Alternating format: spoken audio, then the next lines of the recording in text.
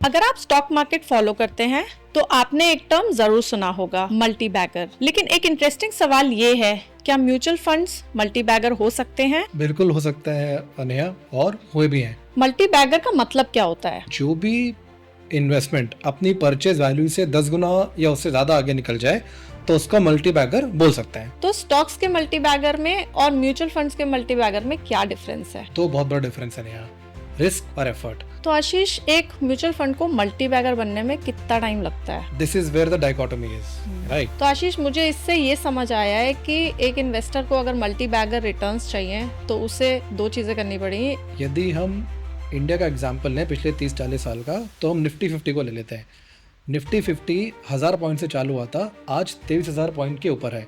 Long term में और खराब मार्केट में यदि हम टिके रहेंगे तो हमको म्यूचुअल फंड से मल्टी बैगर रिटर्न्स मिल जाएंगे।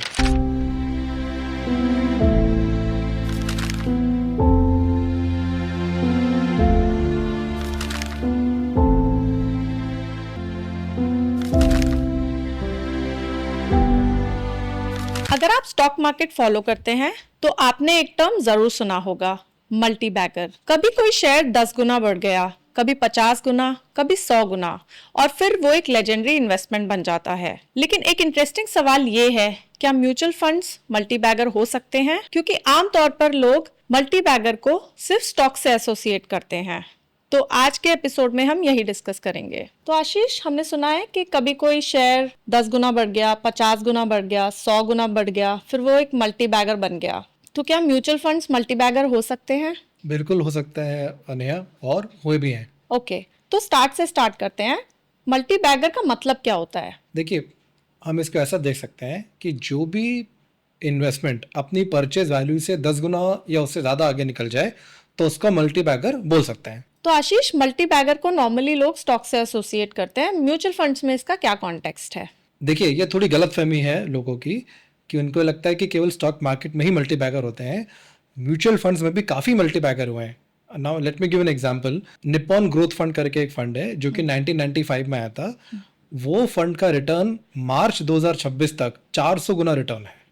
तो ऐसा नहीं है कि केवल आपका स्टॉक मार्केट में ही मल्टी बैगर्स हैं, म्यूचुअल फंड में भी मल्टी बैगर्स हैं, और काफ़ी सारे म्यूचुअल फंड्स हैं जिन्होंने मल्टी बैगर रिटर्न दिए हैं। वाह आशीष, 400 टाइम्स रिटर्न। तो क्या और भी कोई म्यूचुअल फंड्स हैं जो मल्टी बैगर हैं? बिल्कुल यहाँ करीब करीब 214 ऐसे फंड्स हैं जिन्होंने मल्टी बैगर रिटर्न दिए हैं। 130 फंड्स ऐसे हैं जिनका रिटर्न 10 गुना से ज़्यादा है। 56 फंड ऐसे हैं जिनका रिटर्न 25 गुना से ज़्यादा है। 14 फंड्स ऐसे हैं जिनका की रिटर्न 50 गुना से ज़्यादा है, और 14 फंड ऐसे हैं जिनका रिटर्न 100 गुना से भी ज़्यादा है। तो काफ़ी सारे ऐसे फंड्स हैं म्यूचुअल फंड्स में जिन्होंने मल्टी बैगर रिटर्न्स दिए हैं। तो आशीष, जैसा कि आपने बताया 214 फंड्स हैं जो मल्टी बैगर बन चुके हैं अभी तक। तो स्टॉक्स के मल्टी बैगर में और म्यूचुअल फंड्स के मल्टी बैगर में क्या डिफरेंस है? तो बहुत बड़ा डिफरेंस है यहाँ, रिस्क और एफर्ट। अब आप ये देखिए, ये बात मैं मानने को राजी हूँ कि काफ़ी सारे ऐसे स्टॉक्स हैं जिनका रिटर्न 10 गुना, 50 गुना, 100 गुना हो गया है, लेकिन उसके साथ में काफ़ी सारे ऐसे स्टॉक्स हैं जो कि ज़ीरो गए। काफ़ी सारे ऐसे स्टॉक्स हैं जो कि अपनी लाइफ टाइम वैल्यू से 80-90% नीचे बैठे हुए हैं। लेकिन जब हम बात करते हैं म्यूचुअल फंड की, तो ऐसा एक भी ऐसा केस नहीं है जहाँ पे म्यूचुअल फंड ज़ीरो हो गया है। उसके अलावा कहीं भी ऐसा कोई केस नहीं कि जहाँ पे म्यूचुअल फंड्स अपनी लाइफ टाइम हाई एनवी से 50, 60, 70, 80, 90% नीचे बैठे हो। हाँ, इसका मतलब ये नहीं कि शॉर्ट टर्म में म्यूचुअल फंड्स नीचे नहीं आते। डेफिनेटली जब मार्केट खराब होता है तो म्यूचुअल फंड्स भी नीचे आते हैं। लेकिन देखिए क्या होता है ना, म्यूचुअल फंड एक डाइवर्सिफाइड बास्केट है और ये प्रोफेशनली मैनेज होती है, तो ये मार्केट के साथ साथ में रिकवर कर जाती है। हजारों ऐसे स्टॉक्स हैं जो एक बार नीचे आने के बाद में कभी जिंदगी में रिकवर ही नहीं कर पाते हैं। तो रिस्क के पॉइंट ऑफ व्यू से stock market is way more riskier as compare to mutual funds. दूसरा हम देखते हैं एफर्ट।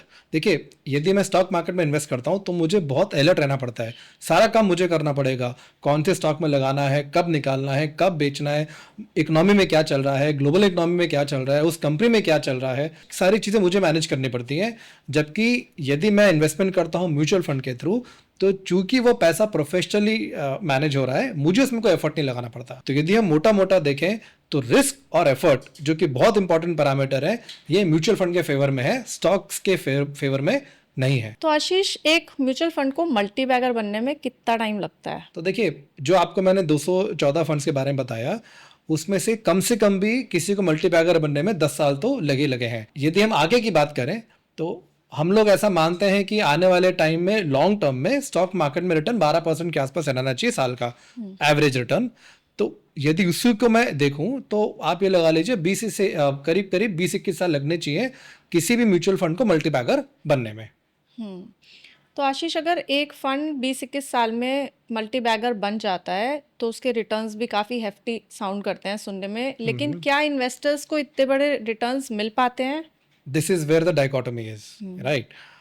प्रॉब्लम यह है कि एनएवी तो बढ़ जाती है लेकिन कस्टमर का वैल्यू नहीं बढ़ती है। उसका क्या रीजन है? देखिए क्या होगा ना, हमने बात करी कि हमको 10 साल 20 साल रखना पड़ेगा यदि हमको मल्टी बैग रिटर्न्स चाहिए।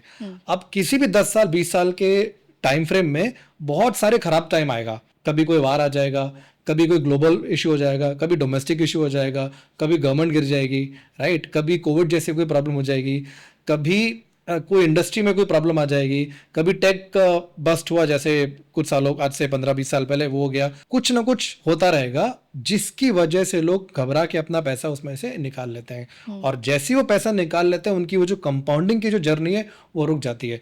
तो म्यूचुअल फंड की एनएवी तो बढ़ जाएगी लेकिन इन्वेस्टर रिटर्न उतना नहीं मिल पाता है क्योंकि वो अपना पैसा लॉन्ग टर्म रखते ही नहीं है।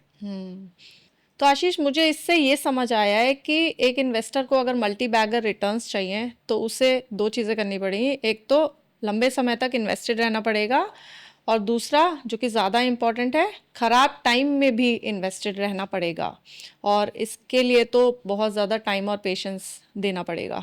बिल्कुल सही बात है नेहा। यदि हम इंडिया का एग्जाम्पल लें पिछले 30-40 साल का तो हम निफ्टी 50 को ले लेते हैं। निफ्टी 50 1000 पॉइंट से चालू हुआ था, आज 23,000 पॉइंट के ऊपर है। 230 गुना रिटर्न हो गया ये, राइट। जबकि क्या नहीं हुआ पिछले 30-40 साल में? Ketan Parikh scam, Harshad Mehta scam, right. उसके अलावा फाइनेंशियल क्राइसिस हुआ जो ग्लोबल फाइनेंशियल क्राइसिस था 2007-8 में। फिर आपका टेक बस्ट जो टेक इश्यूज हुए थे 2001-2002 में, राइट। कोविड हुआ भी, उसके अलावा और भी वार्स हुए हैं। उसके बावजूद हम यहाँ पे बैठे हुए हैं। तो जैसा हमने पहले भी बात करी, लॉन्ग टर्म में और ख़राब मार्केट में यदि हम टिके रहेंगे तो हमको म्यूचुअल फंड से मल्टी बैगर रिटर्न्स मिल जाएंगे। बट एक बात मैं ये बोलना चाहता हूँ कि ये जो चीज़ है वो स्टॉक मार्केट के लिए एप्लीकेबल नहीं है। और उसमें क्या होता है, देखिए, जस्ट बिकॉज कि आप लॉन्ग टर्म है इसका मतलब ये नहीं कि आपने जो स्टॉक्स यदि आपने ले रखे हैं तो वो चल जाएंगे, राइट। वॉरेन बफेट ने एक बड़ी अच्छी बात बोली है कि जो स्टॉक मार्केट है उसमें समय अच्छे बिजनेसेस का दोस्त है और खराब बिजनेस का दुश्मन है। व्हाट इट मीन्स इज कि आप म्यूचुअल फंड की तरह fill it, shut it, forget it नहीं कर सकते स्टॉक मार्केट में।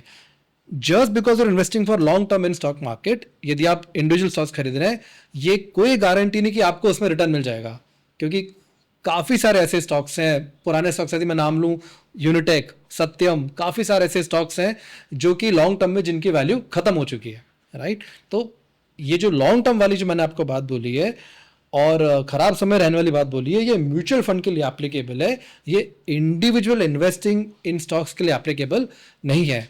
वहाँ पे टाइम, रिस्क, एफर्ट बहुत ज़्यादा हमको लगाना पड़ता है मल्टी बैगर बनाने के लिए। Wow, Ashish, very eye-opening discussion today about multi-bagger returns. However, one thing that I've learned is that staying invested long-term may be beneficial in mutual funds when it comes to multi-baggers and not necessarily stocks, right?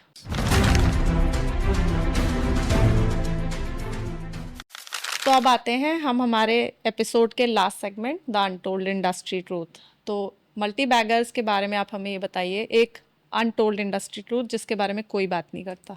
सो नेहा, जो हमारा आज का title है वो ही untold truth है।